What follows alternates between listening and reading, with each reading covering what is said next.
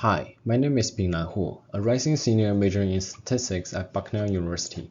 This summer, I'm working with Professors Keith Buffington and Joshua Stahl at Bucknell and Dr. Arun Gadri at Geisinger on developing a software that can help doctors and patients with the diagnosis and recovery tracking of facial nerve paralysis, FNP, using computer vision and machine learning, potentially leading to an easy-to-use phone app. Facial nerve paralysis is an illness that affects individuals' abilities to control and activate certain facial muscles. One of its most common forms is Bell's palsy, which roughly affects 4 in every 10,000 people every year in the US. If someone is afflicted with Bell's palsy, one side of their face is likely to become unresponsive, and recovery typically takes up to 6 months or longer. A study has shown that doctors, in their subjective assessments, tend to overrate the asymmetries in severe patients and underrate the asymmetries seen in healthy faces as compared to a machine learning-based approach. Within the computational approach we employ, we first determine the locations of facial landmarks in one or several images of the patient.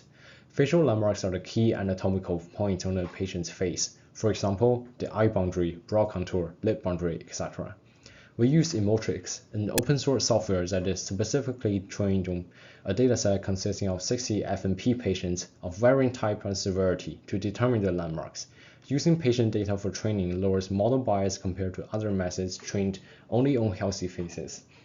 When using Emotrix, we notice that applying augmentation techniques by randomly rotating and adding Gaussian noise to patient images, repeating 30 to 50 times, and taking the median of the landmark points predicted on each of the augmented images could lead to more accurate predictions than initial predictions from Emotrix.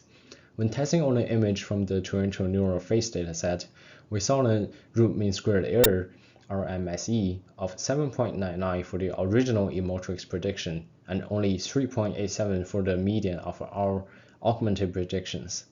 After predicting the landmarks, we then calculate the distances between certain landmarks and use them to compute several features.